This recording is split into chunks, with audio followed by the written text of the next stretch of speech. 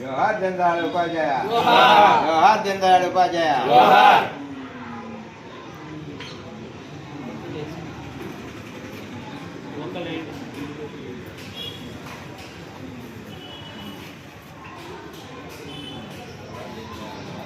जोहार दीनदयाल उपाध्याय, जोहार दीनदयाल उपाध्याय, जोहार दीनदयाल उपाध्याय।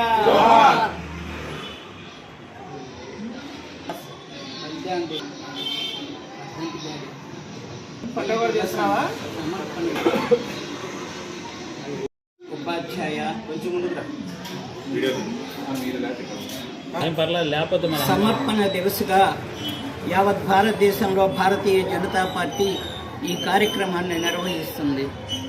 1968 ఫిబ్రవరి 11న వారణాసి స్టేషన్కి పక్కగా ఉన్నటువంటి మొఘల్ సరాయ్ స్టేషన్లో ఆయన పట్టాల మీద ఉన్నప్పుడు ఆయన్ని కనుగొనడం జరిగింది, మృతి చెందినట్టుగా. హత్య చేసి అక్కడ పడేశానన్న విషయం తర్వాత తెలిసింది. ఆయన రాష్ట్రీయ స్వయంసేవక సంఘంలో మొదట ప్రచారకగా పనిచేసి తర్వాత జనసంఘని స్థాపించినటువంటి శ్యామప్రసాద్ ముఖర్జీ కోరిక మీద సంఘ పెద్దలైనటువంటి మాధవరావు సదాశివరావు గోల్వల్కర్ ఈయన్ని రాజకీయ పార్టీ అయినటువంటి అప్పటి రాజకీయ పార్టీ అయినటువంటి భారతీయ జనసంఘకి ఇవ్వటం జరిగింది. ఆయన ఆ రోజుల్లో యావత్ భారతదేశాన్ని తిరుగుతూ ఈ జనసంఘ కార్యక్రమాలని విస్తృతపరచడం జరిగింది. అప్పట్లో ఎవరికి జనసంఘ అంటే తెలియని చోట కూడా ఆయన వెళ్ళి ఆ కార్యక్రమాలని చేయటం జరిగింది.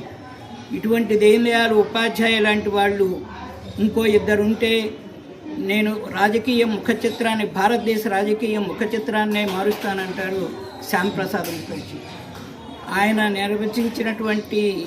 ఆయన ప్రవచించినటువంటి ఇంటిగ్రల్ హ్యూమనిజం, ఏకాత్మ మానవతావాదం అన్న సిద్ధాంతాన్ని ఈ రోజున మోడీ ప్రభుత్వం దాన్ని ఆధారభూతంగా చేసుకొని అన్ని కార్యక్రమాలు దాని ద్వారానే ఆ ఇన్స్పిరేషన్, ఆ ప్రేరణతోనే చేయటం జరుగుతుంది. అటు ఇది అన్ని రంగాలకి మొన్న దాన్ని గురించేసి పెద్ద కార్యక్రమం నిర్వహించడం జరిగింది విజయవాడలో 2 రోజుల పాటు. అటు రక్షణ రంగంలో కానివ్వండి, ఇటు పారిశ్రామిక రంగంలో కానివ్వండి, ఇటు వ్యవసాయ రంగంలో కానివ్వండి, ఇలా అన్ని రంగాల్లోనూ ఈ యొక్క ఇంటిగ్రల్ హ్యూమనిజం, ఏకాత్మ మానవతావాదాన్ని ఎలా మనం అభివృద్ధి చేయవచ్చో, ఎలా దాని ద్వారా పరిపాలన అడ్మినిస్ట్రేషన్ చేయవచ్చో అనేటువంటి దాని గురించి రక్షణ రంగ నిపుణులు కూడా వచ్చి ఈ విషయాన్ని చెప్పడం జరిగింది. కాబట్టేసి ఇవాళ మొత్తం ప్రపంచానికి కూడా అన్ని చోట్ల కమ్యూనిజం దెబ్బతింది, తర్వాత క్యాపిటలిజం దెబ్బతిన్నది. ఇవాళ అలాంటి పరిస్థితుల్లో ఏకాత్మ మానవతావాదం మాత్రమే ఈ రోజున ప్రపంచానికి ఒక ఆశాజ్యోతిగా నిలిచింది.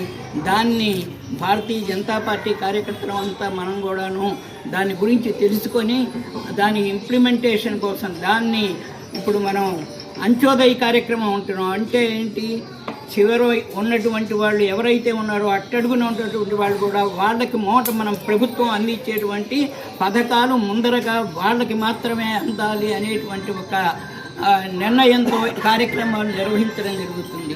అలాంటి భారతీయ జనతా పార్టీ, భారతీయ జనసంఘకి ఆయన మూలంగా పురుషుడైనటువంటి దీనదయాళ్ ఉపాధ్యాయకి ఈ రోజున ఇక్కడ మనం నివాళులు అర్పిస్తున్నాం.